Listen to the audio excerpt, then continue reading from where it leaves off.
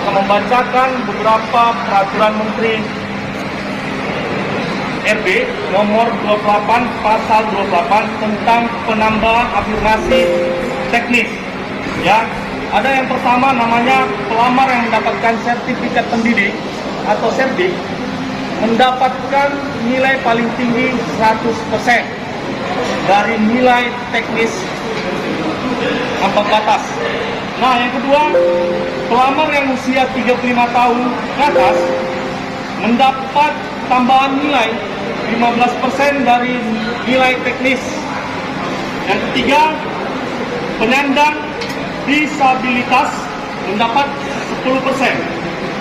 Dan yang keempat, pelamar dari THK 2 mendapat nilai tambahan 10%. Adapun tambahan dari menteri yang baru-baru ini keluar kemarin, ya, yaitu waktu tahap pertama seleksi P3K atau PPPK, ya, yang umur 50 tahun ke atas mendapat poin 100%. Nah, di sini kami mengajar anak-anak siswa, anak-anak bangsa, ya, di bawah dari 35 tahun ke atas tidak ada tambahan poin.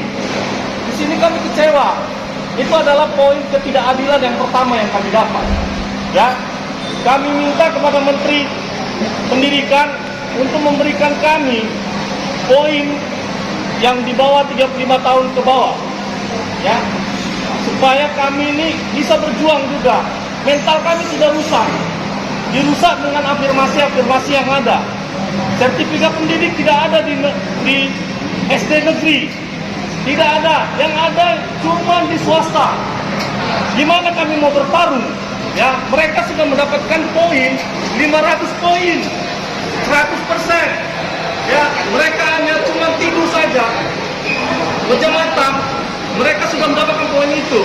Ya, hanya mereka cuma meluluskan 2 PG saja, masih yang lainnya, ya, dari apa? Dari kultural dan sosial, ya, dan wawancara. Itu aja yang mereka selesaikan. Teknis mereka cuma tutup mata. Kami di menteri menangis, ya, mental kami rusak, ya. Padahal menteri bilang jangan rusak mental anak-anak. Ini malah mental seorang guru yang dijatuhkan. Kecewa, ya. Ini bentuk dari tangisan kami kepada Bapak Menteri Pendidikan, ya, khususnya kami di Kota Medan. Mungkin teman-teman kami yang ada di luar dari Kota Medan juga menangis dengan hal itu, ya. Ya, kami berharap ada beberapa keberatan yang kami ingin berikan, ya. Bahwasannya katanya, ya, di tahap 2 yang lulus ini, ya, yang lulus PG akan diuji kembali, ya. Jadi ada perankingan, yang kami kalah lah sama swasta, ya. Di negeri tidak ada tambahan poin, ya. Mereka sudah dapat 500 poin. Kami, gimana nasib kami yang sudah 7 tahun, 10 tahun, bahkan bertahun-tahun, ya, menikmati hasil gaji yang tak seberapa. Kami cuma paling tinggi 500.000, ya. Sedangkan mereka sudah sampai 1 juta, 2 juta, enak tinggal tidur di rumah, ya. Gaji mereka tinggi. Kami di menteri kayak mana? Kami masih ada yang merasakan yang 200.000, ada kan? Ada yang 200.000. Ya, gimana nasib kami? Ya, anak-anak kami mau dikasih makan apa? Istri kami apa mau makannya? Kecewa lihat menteri, kecewa sekali. Ya, Bapak Menteri ini tangisan kami, ya. Para guru honor, ya. Mudah-mudahan Bapak mendengar. Bapak punya hati nurani yang paling dalam untuk kami, loh. Ya. Lalu kemudian katanya berita, ya, yang tidak lulus di negeri akan katakan sarjana dipecat, ya, keluar dari negeri itu, ya. Apa perjuangan kami yang selama ini kami memperjuangkan anak-anak bangsa, ya. Mungkin kalian bilang kami tidak seberapa pintarnya dengan swasta, kami lebih pintar daripada swasta. Itu perkataan kami, ya. Buktinya apa? Kami mau berjuang, ya. Yang swasta tidak mau berjuang, mereka menikmati hasil yang enak, ya.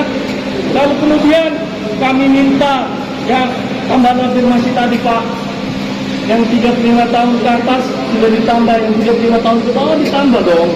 Jangan seperti itu, kasihan kami. Lalu kemudian yang lulus PG, ini khususnya yang lulus PG ya, jangan ada rankingan lagi. Yang negeri diutamakan lah, jangan seperti itu. Ya, kembalikan ke induk kami. Itu induk kami, itu tempat kami mengabdi. Ya, kami perlu. Ya, kami tidak mau besar omongan. Ya, kami perlu gaji kami dinaikkan kalau perlu. Ya, jangan 500 lagi kami terima. Ya, naikkan kami jadi ASN. Itu permintaan kami Pak Menteri. Ya, bukan hanya di Kota Medan yang minta seperti itu. Di seluruh Indonesia yang meminta seperti itu. Bapak Menteri, dengarlah perkataan kami. Mungkin ada tambahan dari teman-teman? Jadi itu yang harapannya apa itu? Harapannya sudah? Harapan tadi kami semua di negeri ini lulus menjadi ASN. Ya.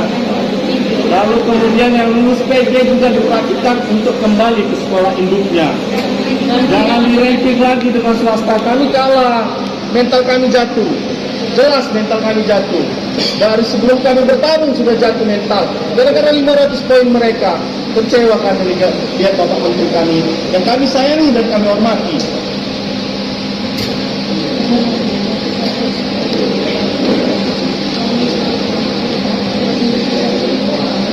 Lalu pada tahun 2022 nanti kami minta dibuka sebanyak-banyaknya formasi di sekolah-sekolah negeri. Ya. Sebanyak-banyaknya sampai 1 juta kalau perlu formasi itu. Ya. Lalu kemudian jangan lagi ada tes untuk kami, para guru-guru yang ada di negeri ini. Kasihlah kami kesempatan menjadi ASN. Kami sudah berjuang 10 tahun lebih, kami sudah berjuang, tapi tidak ada hasil yang diberikan oleh Bapak Menteri. Malah diseleksi dengan swasta, kami kalah dengan swasta. Ya, lalu kemudian yang tadi afirmasi 35 tahun ke bawah, tolong diberikan kepada kami. Lalu kemudian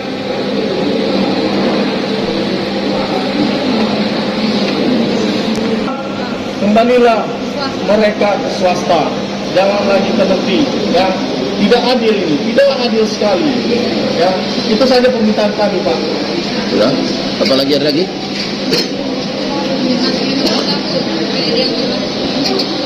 Ada lagi? Enggak, itu aja Pak. Itu aja. Oke. Jadi apa itu yang tidak, peraturan yang tidak adil? Satu, yang berhak untuk mendapat sertifikasi itu adalah guru swasta. Sedangkan guru honor yang mengajar di negeri tidak dapat sertifikasi. Sudah jelas orang ini tidak mempunyai sertifikasi. Karena tidak ada peluang untuk itu. Jelas itu pun. Ya, itu satu. Padahal untuk selektif P3K itu ada poin. Guru honor yang di swasta yang mendapat sertifikasi itu sudah mendapat poin 500. Berarti 100%. Kalaupun dia nggak ikut tes P3K, dia sudah jelas otomatis ontang-ontang sudah dapat poin. Sedangkan mereka ini tidak. Itu tolong dipahami kawan-kawannya.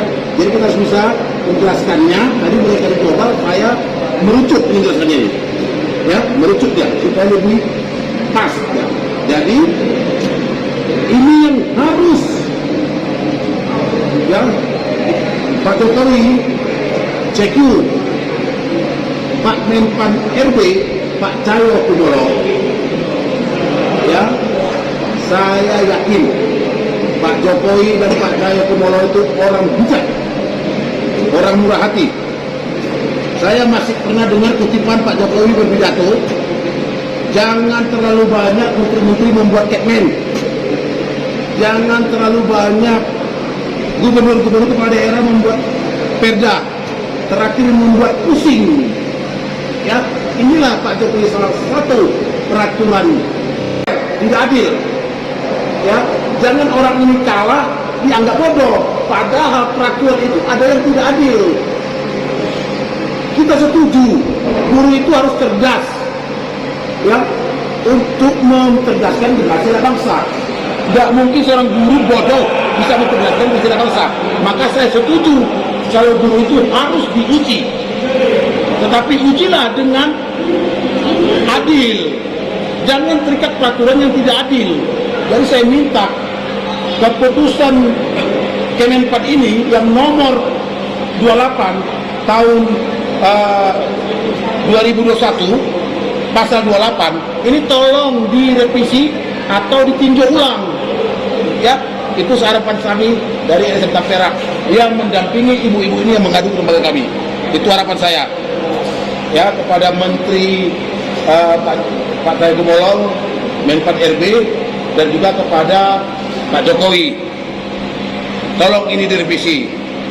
Mereka ini mau taruh kemana? Ya, mereka sudah mengabdi di dunia pendidikan. Sudah banyak mereka menempah anak-anak bangsa yang sudah mungkin jadi pejabat, mungkin bisa jadi kepala daerah. Tapi apa penghargaannya? Janganlah, ya, kalaupun membuat peraturan, tolong jangan lari dari Undang-Undang tahun 1945 dan Pancasila, karena dasar hukum kita itu adalah Pancasila, dan sampai Perda sampai ini itu adalah turunannya. Karena tidak ada rasa keadilan, itu sudah melanggar Pancasila sila kelima, keadilan sosial bagi seluruh rakyat Indonesia. Jadi dengan itu sudah menabrak Pancasila, berarti peraturan Menteri Pan RB nomor 28 ini tahun 2001 sudah bisa ditinjau ulang atau direvisi. Itu harapan kita, Pak Perak dan guru-guru ini, karena tidak adilnya dirasakan mereka. Guru swasta yang dapat sertifikasi karena mereka mempunyai peluang 100%, mereka ini guru negeri tidak disuruh untuk sertifikasi, tidak ada hak. Tiba-tiba mereka diuji P3K, sertifikasi tidak harus 5 poin. Mereka ini apa? 0. Otomatis kalau dilaga ini dan ini jadi 9 poin, tidak salah. Ini ada apa? Ini peraturannya ini apa ini? Aneh ini kita buat peraturan yang begini, ya kan? Saya rasa kita semua sepakat, mungkin semua rakyat Indonesia ini sepakat dengan kita semua perjuangan ini. Ini tidak adil.